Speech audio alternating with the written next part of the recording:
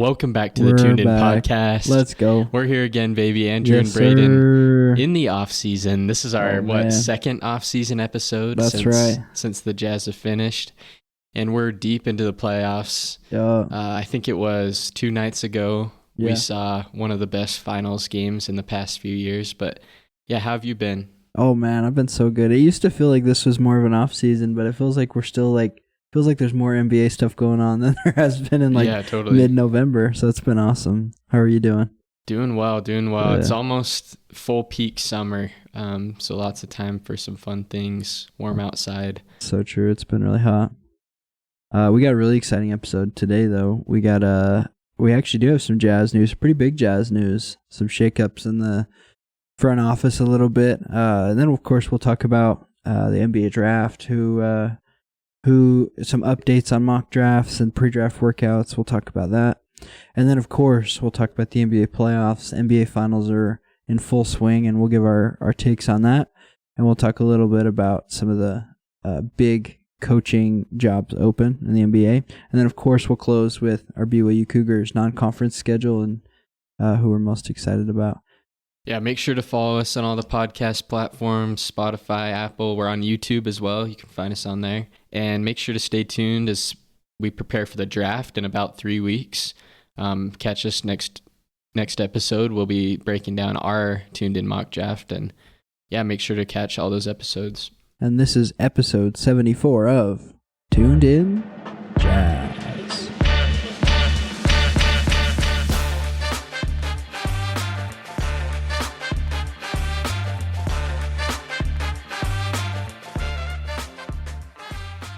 All right, so there's been some pretty big news Go. this past couple weeks with the front office. Yes, there has. So our boy Austin Ainge, AA, he's now in the front office as president of basketball operations. Yep. Pretty crazy. Do you think? What do we know about Austin Ainge? Is he he's been with the Celtics for a long time? Is what I saw. Yeah, he has. I think he's been. This is his first time as president of basketball operations for anybody, though. I think he was just in the front office in Boston. Obviously, he's got a championship under his belt. True. Worked under his dad there 14 years, I think he said. A BYU alum, in case anybody was interested, played basketball here. Yeah, pretty exciting, honestly. Familiar name, obviously, to us, the Ainges. What are your thoughts? Initial thoughts about the hire? Well, to be honest, I feel like I know almost nothing about Austin Ainge, just that his last name is Ainge. Yeah, right. But honestly, that's enough for me to trust him because, we love Danny Ainge over here at this podcast. Absolutely. And so, I don't know, I feel like, he's gotten the experience in the front office for the Celtics, which, Celtics, they got Brad Stevens, they had Danny Ainge, they have a lot of good front office guys over there. Yeah. So I don't know. I think he's rubbed shoulders enough with people other than his dad. Yeah. To the point where I think he kind of knows the ins and outs of front office NBA. So I don't know. I trust him. Yeah. But I also think Danny Ainge is getting old. Maybe this kind of could mean that he might not want the pressure of constructing the Jazz team in his old age. Mm-hmm. I don't know. But what do you think? Yeah, I think it's really interesting. I think to your point about him being around, I was listening to a couple of interviews that he did, including his press conference. He talked about how he goes way back with Justin Zanuck. Obviously, he knows Danny Ainge very well, his dad, and he talked about how he shared a wall. His office was right next to Will Hardy's when Will Hardy was in Boston. So I think he's very familiar with a lot of the people here in the Jazz organization. Interestingly enough, I guess I didn't realize this, but the president position has been open for 3 years in the Jazz. Nobody's filled that. And Ryan Smith in the press conference talked about how Danny was kind of offered that job a couple times and always said that he didn't want it. He kind of just wanted to be a basketball mind there, helping them. But I don't think he wanted, like you said, I don't think he wanted the pressure of being the guy. And who better than his son that he trained up? So I think it's a really home run hire. I know a lot of people talk about nepotism, but it's all over the NBA. So I don't know if this is necessarily. He's also has a ton of experience. I don't know if it's necessarily and he's been a coach in the past, like on NBA rosters. Yeah. I don't know if you saw the Dallas Mavericks hired their front office guy. I don't know, but basically the owner of the Mavericks, like it's just his homie and friend, and the guy has like no experience in an NBA front office. Yeah. So it's like, okay, at least we're not the Mavericks where like Ryan Smith is like, hey, this guy worked with me at Qualtrics, let's bring him in, you know? Yeah. It's like, okay, yes, there is some nepotism, but like Austin Ainge, he's no joke. Like, this guy's been around the NBA. He's not just somebody's friend. He's on top of his game. He's not just a random guy we're bringing in. Yeah, and sometimes I mean, I saw somebody argue the other day that there probably would be no Steph Curry without Del Curry.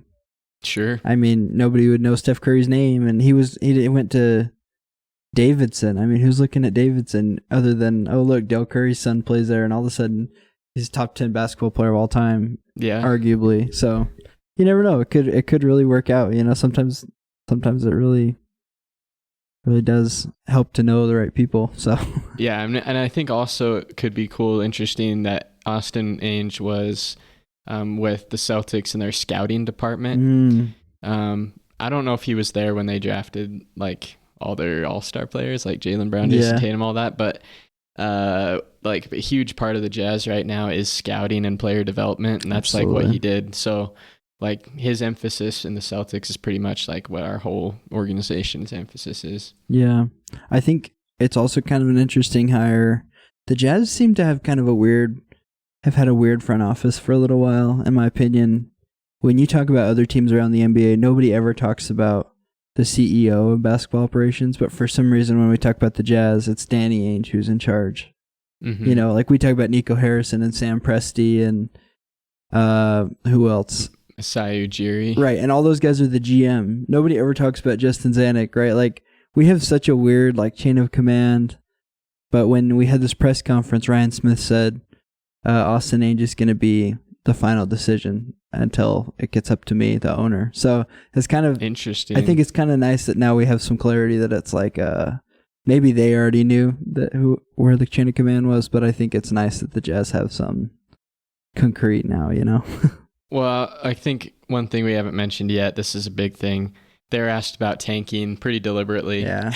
Yeah. But the quote that they responded, like, hey, are you going to tank next year? They said, you won't see that this year. Yeah. What they said. So I don't know. Do you believe that for a second? Are we going to go away from tanking, or like, what do you think? Well, I think you and I talked last time about how we were kind of done with tanking. Like we were hoping they'd be done. I've just been back and forth on it. I'm really not interested in watching a bunch of like barely out of the playoff seasons, and then we get the 10th pick, and then it's just like I just don't know how we can build that way. I don't know if I want to see what we did again this year, but I don't know. I'm kind of like, I don't know if I believe him completely, because I don't know. I wouldn't be surprised if we just go super young and then we just compete really hard, and maybe we'll just be bad anyways without having to sit people, but I don't know. What do you think is do you think that we're still going to tank, or do you So I'm thinking like all of the past two lotteries, the top three teams haven't even really like had a number one pick.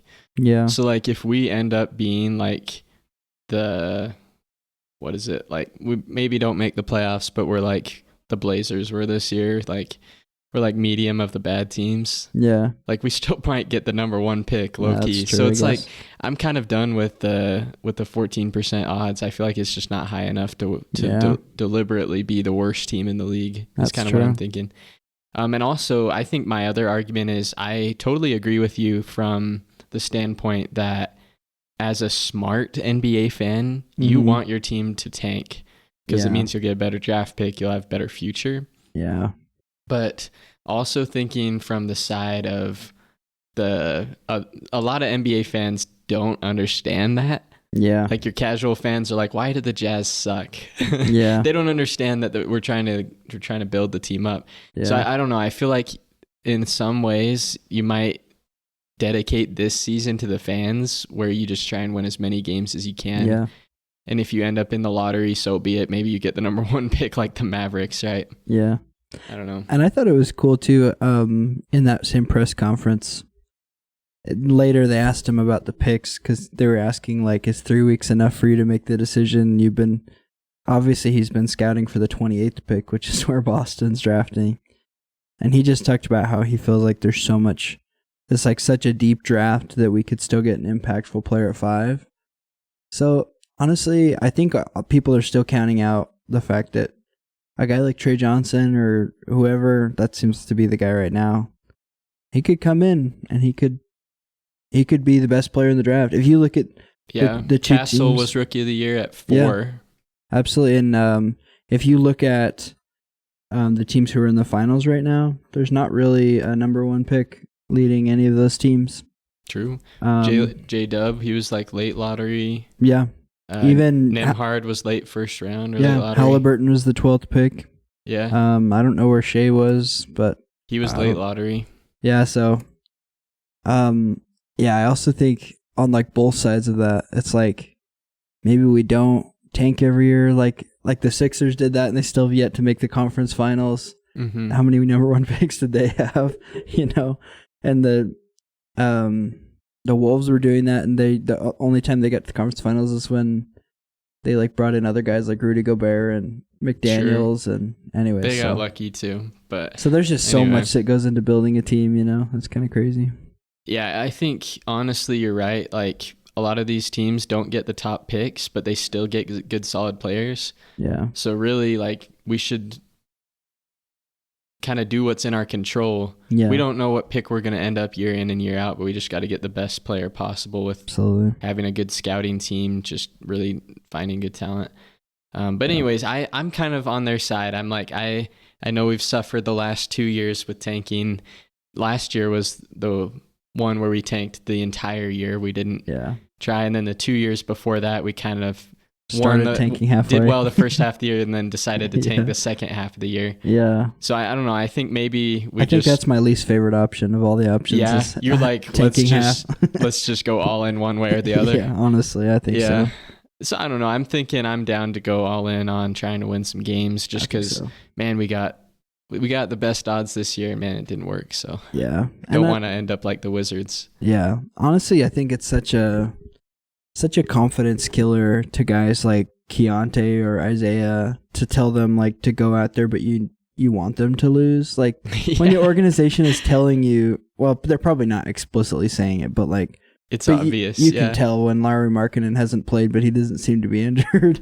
You're like, yeah, obviously we're not trying to win, but I'm playing hard. Like, what does that do to a guy's confidence? I can't imagine that that's good for player development. So eventually we have to start developing guys. So yeah.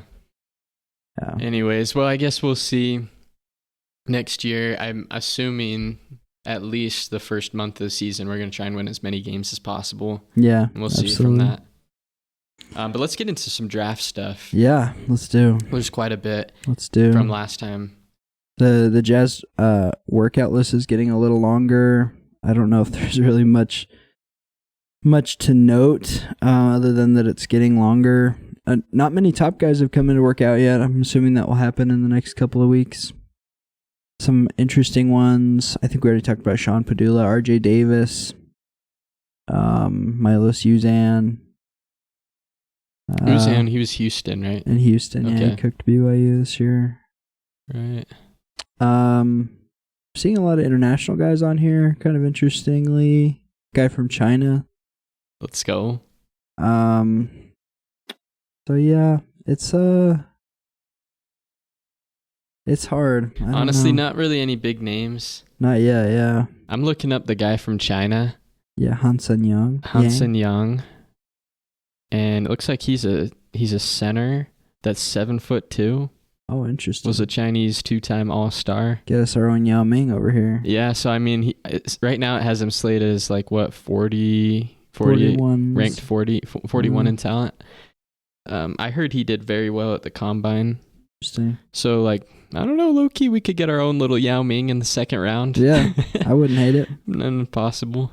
I wouldn't hate it. Yeah, he's 41. That's right around where our second round pick is. Mm-hmm. So that's like a realistic second round pick. I think he'd be reaching at 21 probably, but yeah, I'm looking up his stats on the CBA, and everything's in Chinese. I can't nice. Read any of it, so I don't actually know what any of those numbers mean, but it looks pretty good to me. I'm pretty sure he averaged like 15 a game for 2 years. Honestly, anytime I look at numbers, it looks like Chinese to me, so I can relate. Yeah. It looks like a lot of top guys aren't working out. The only one I'm seeing, it looks like Jeremiah Fears worked out for the Wizards already. Mm-hmm. I'm seeing a couple like Danny Wolfs and Asa Newell's worked out, but Jace Richardson did. Yeah. So not really. Cedric Coward, I've seen him as a suggested Jazz guy before at 22. Yeah, but we're not really seeing a lot of these top guys work out yet, so I'm sure we'll see in the next 2 weeks, because we got 3 weeks till the draft, right? Yeah, I would think it's gotta we better be, get right? it going. Quickly. But mock drafts move around all the time. Who are you seeing? I think we were talking about Trey Johnson a lot last week, but have you seen any shift in? So I felt like last episode we kind of decided most of the mock drafts were saying we're going to get one of three guys. Either Trey Johnson is the most common, and then either Knipple or Jeremiah Fears. Yeah. We've talked about this. We don't love Jeremiah Fears just because we feel like he's a pure point guard. He's 6'3". He's kind of redundant to Collier. So I don't know. We're kind of not leaning towards him, but mostly Knipple and Trey Johnson. But then recently, I don't know if you've seen these, but Ace Bailey's been dropping in some mock drafts. Yeah. And also VJ Edgecombe has dropped to us in a couple mock drafts. So I don't know if either of those guys are available, or are you just taking them instead of Trey Johnson, or are you still thinking about it? Yeah, honestly, I think it would be an easy pick if either VJ or Ace dropped to us. Especially Ace. I would love to have Ace Bailey. I would take Ace for sure. Yeah. I think that would be an easy pick. I really like Jeremiah Fears. We've just talked about how he's not a great fit with the Jazz. I do think one way he would be a good fit is if he just barely turned 19, I think. So he would be like, if we were still trying to tank, I guess, but without tanking, he'd be a good one to just like let him play, compete. Well, and I'm not certain the Jazz are going to pick at 5. Oh, you think they might trade it? I think they might trade up. Trade up. I could see it. To like 3 or 4. I would be surprised if Charlotte moved their pick. But Philly, I wouldn't be surprised. Yeah, Philly could definitely move their pick. They're trying to win now with Embiid. The only problem with Philly, seems like there's a lot of guards after, like, looking at this mock draft that I'm looking at now. 4 through 8 are all guards. And I don't think that Philly really needs guards with Maxey and McCain. Yeah. Ace would be a really good fit, but he's super young. They might want a guy that's a little older and more experienced. That's true, ready to play. Yeah. So I don't know. That would be interesting. I could see them moving up. What would you be willing to give up for presumably Ace Bailey if we moved to 3? Honestly, I'll just tell you what I wouldn't be able to give up, because I'd be willing to give up everything else. Okay. maybe like a future first round pick. Yeah. Low key, if we next year the Thunder will get our pick if it's below 8. Yeah. So like if you're all in on winning, you could just trade the rights to the pick if it's above 8 next year. Yeah. I don't know, that'd be kind of ballsy, but you could do that.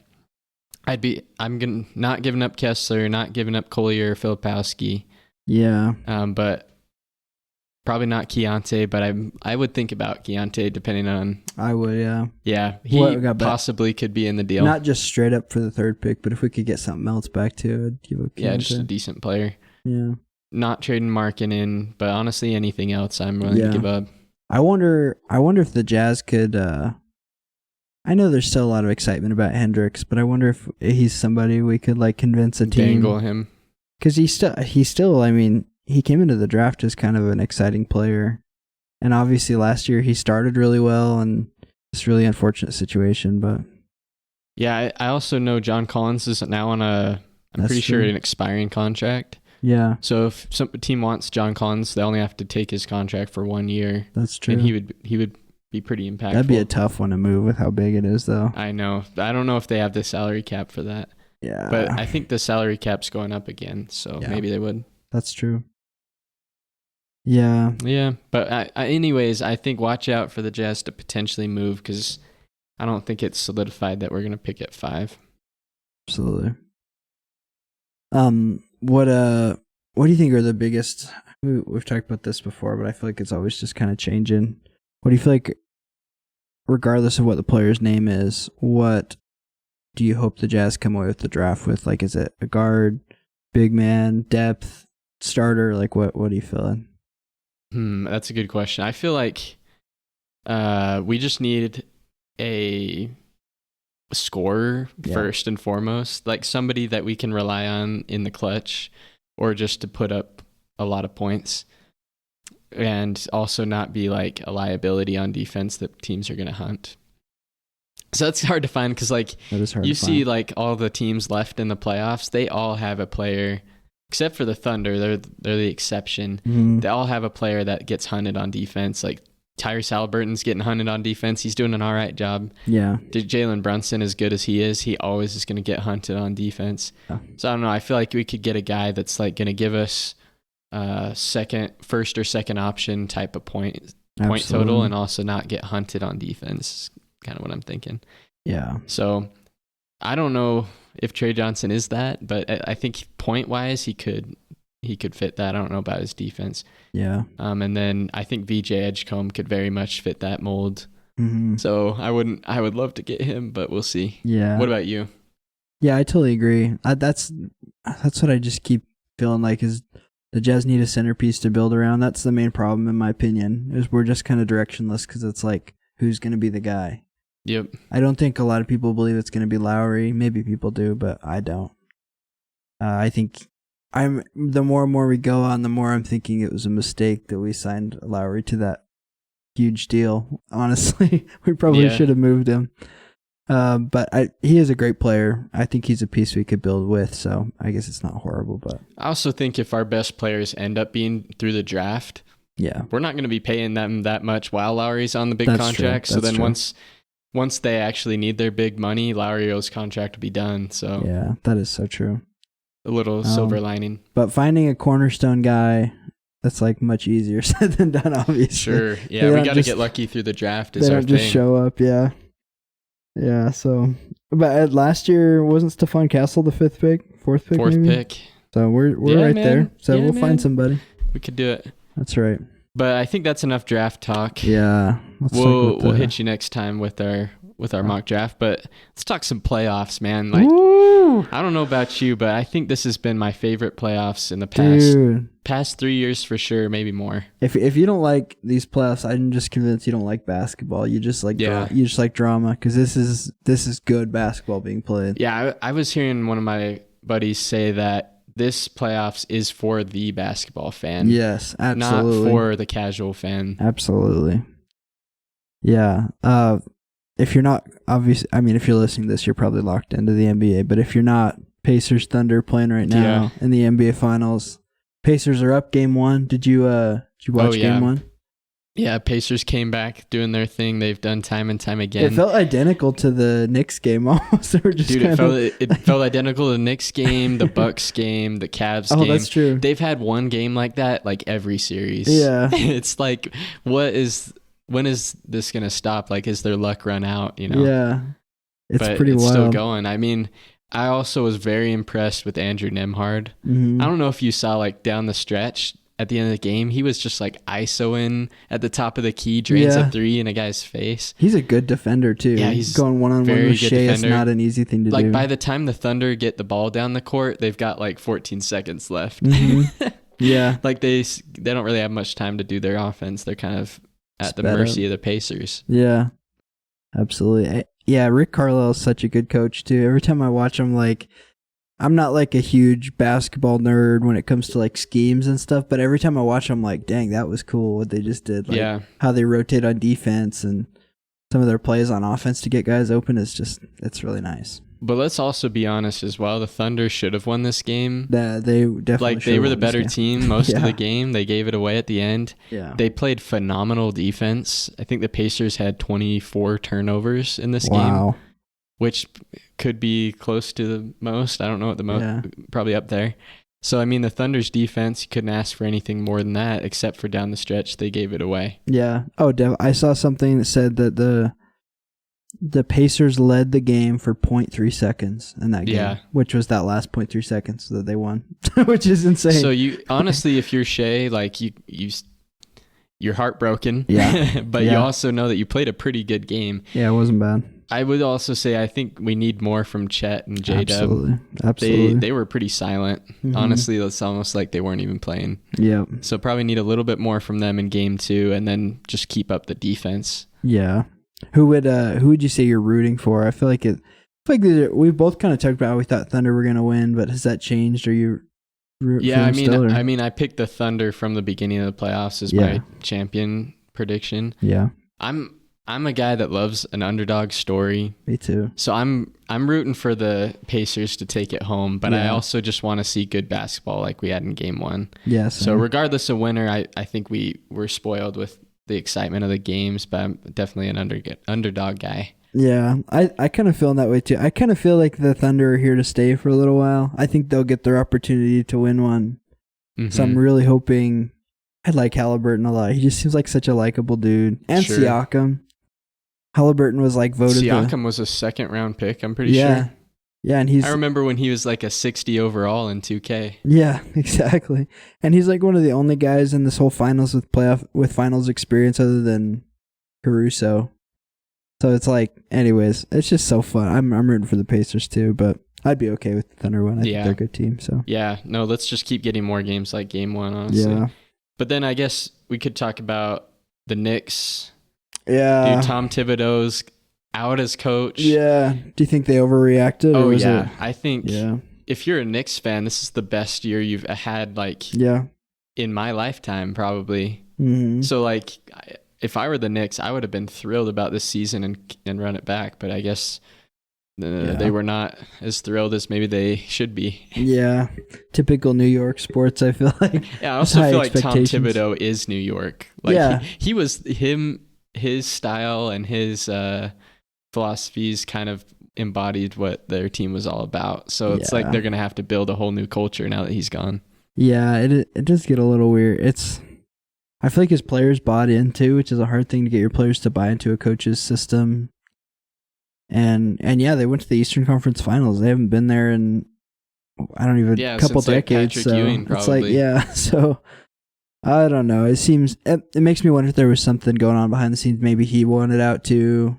Maybe he was tired of. I don't know. I don't know. It just seems odd. Jalen Brunson was supporting him in the press conference after the game. Yeah. So I don't think Jalen Brunson at least was against him. Yeah. So they're going to be hitting the coach. If there's one thing we're learning in the NBA in the last 5-10 years, winning coach of the year does not keep your job very safe for very long. Cause, fortunate for them, there's a lot of coaches available. Yeah. I found this article with a couple names. I'll just read through them. Maybe we can talk about a couple. These are the top 5 according to NBC. I'm sure there's others, but Michael Malone, former Nuggets coach. Johnny Bryant, former Jazz assistant, now Cleveland assistant. Dan Hurley, UConn head coach. Okay. And Jay Wright, former Villanova head coach. Okay. And Jeff Van Gundy, who has been an ESPN broadcaster for a little while. Yep. Used to coach. He's on the Clippers assistants right now. I think so, yeah. With Ty Lue. Anyways, is there any thoughts about any of those guys or all of those guys, or what are you feeling? I think the smartest pick is probably Mike Malone, just because you've seen what he's done in Denver, and I think he could keep that going.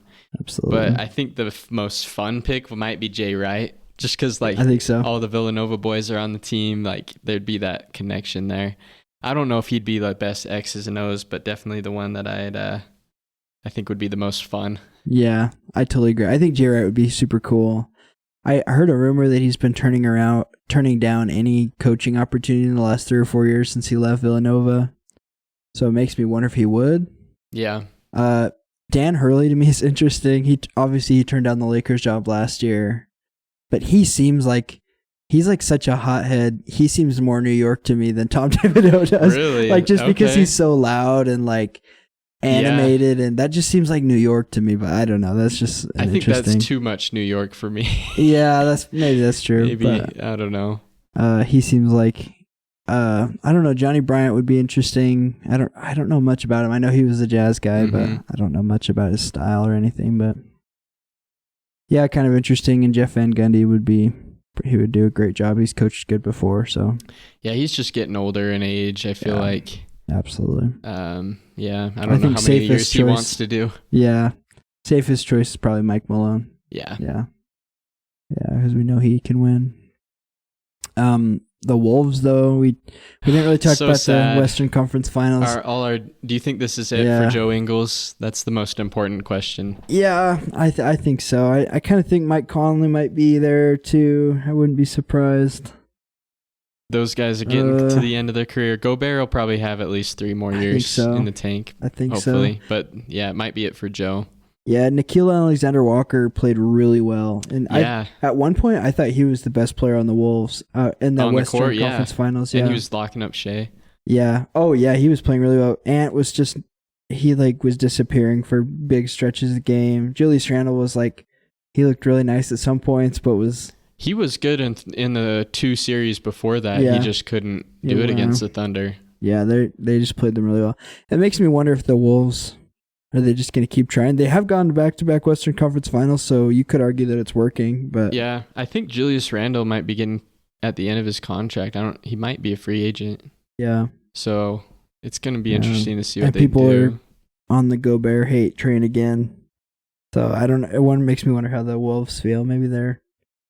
I don't think they can really trade him. He's such a big contract. That's true, yeah. They've kind of just... locked themselves into the Gobert experience. Yeah, and he does make him a better defensive team. People who know basketball know that, so...